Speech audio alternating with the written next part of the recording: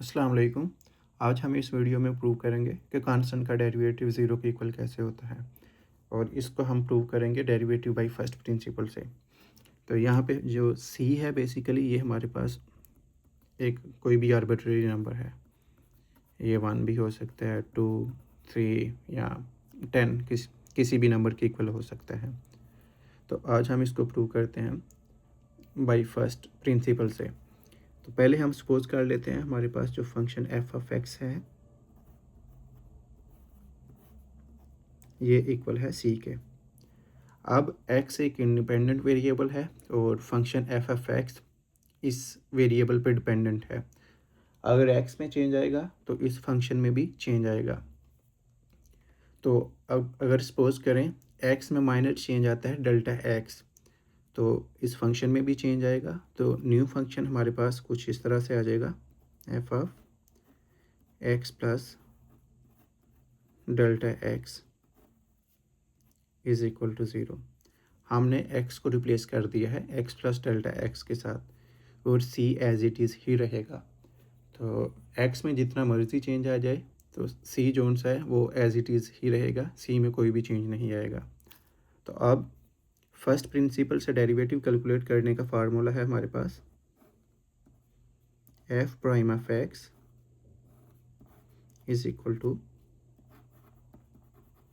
Limit delta x approaches to zero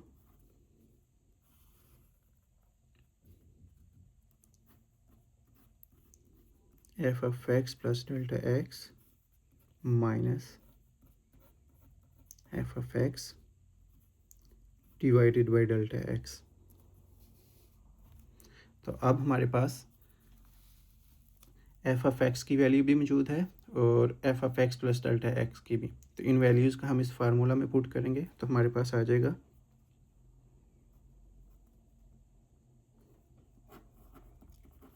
limit delta x approaches to zero f of x plus delta x है हमारे पास c के equal minus f of x also equal to c divided by delta x। तो ये हमारे पास ये सी को cancel out कर देगा तो हमारे पास आ जाएगा limit delta x approaches to zero zero over delta x। Zero और समथिंग इज़ ज़ीरो, तो अगर हम इस पे लिमिट अप्लाई करेंगे तो हमारे पास आंसर फाइनल आ जाएगा ज़ीरो। तो हमारे पास जो कांस्टेंट का डेरिवेटिव निकल के आया है वो है ज़ीरो के equal d over d x of constant is equal to zero. तो अगर हम इसको थोड़ा ग्राफिकली समझने की कोशिश करें तो सपोज करते हैं हमारे पास फंक्शन है y इज इक्वल टू 2। अगर हम इसका प्लॉट ड्रा करें तो हमारे पास कुछ इस तरह से आ जाएगा।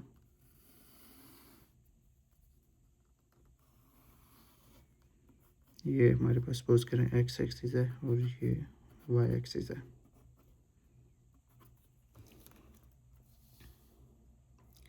तो अभी हम प्लॉट करते हैं function y is equal to 2 को। तो हमारे पास इसका प्लॉट कुछ इस तरह से आ जाएगा, एक हॉरिजॉन्टल लाइन की शेप में।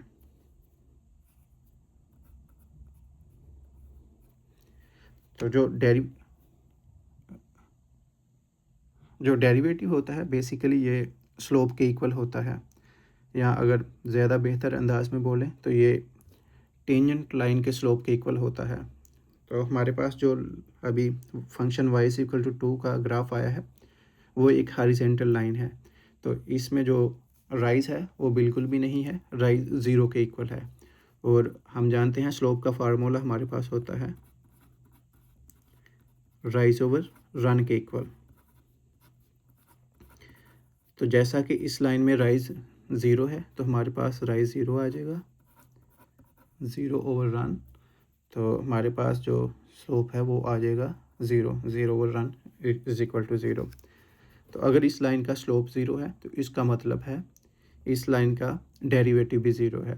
तो हमारे पास जो function y is equal to 2 है इसका डेरिवेटिव ज़ीरो के इक्वल है। या अगर हम इसे दूसरे तरीके से देखें तो अगर हम सपोज़ कर लेते हैं हमारे पास ये एक इस लाइन पे पॉइंट है और हम इसका स्लोप कैलकुलेट करना चाहते हैं, तो हम इस पे टेंजेंट ड्रा करेंगे। तो टेंजेंट कुछ इस तरह से हमारे पास इसी लाइन के ऊपर ही आ जाएगा। तो अब टेंजेंट पे एक पॉइंट हम ये ले लेते हैं और सपोज़ करें दूसरा पॉइंट हमने यहाँ पे ले लिया। तो अगर हम इसकी स्केलिंग कर लें, सपोज़ करें यहाँ 1 2 3 4 5 एंड सो ऑन।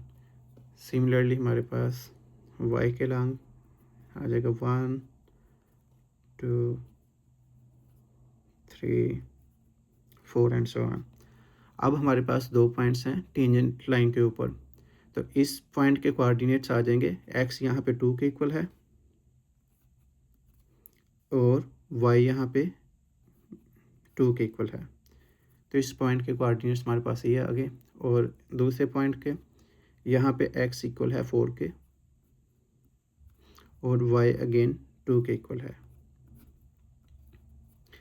अब हमारे पास दो पॉइंट्स मौजूद हैं, तो अगर हमारे पास दो पॉइंट्स मौजूद हों तो उनका स्लोप कैलकुलेट करने का हमारे पास फार्मूला होता है slope is equal to y2 minus y1 over x2 minus x1।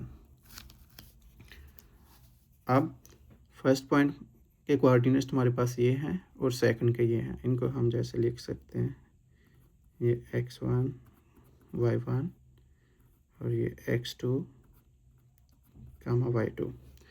तो अब हम इन कोऑर्डिनेट्स को इस फार्मूला में पुट करेंगे तो हमारे पास आ जाएगा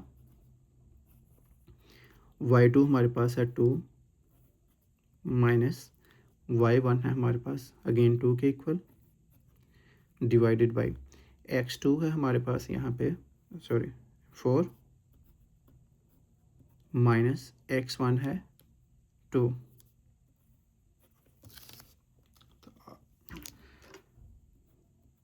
2 माइनस 2 ये कैंसिल आउट कर देंगे एक दूसरे को, 0 over 2, 0 over something is always 0। तो हमारे पास जो टेंजेंट लाइन का स्लोप निकल के आया है वो 0 के इक्वल निकल के आया है। तो इसका मतलब है इस फंक्शन का 2 का y इज इक्वल टू 2 या 2 का जो एक नंबर है इसका स्लोप 0 है तो इसका डेरिवेटिव भी 0 के इक्वल होगा। तो ये हमने आज प्रूव किया है कि कांस्टेंट का डेरिवेटिव 0 के इक्वल कैसे होता है। तो उम्मीद करता हूँ आपको इस लेक्चर की समझ आ गई होगी। तो see you in the next one.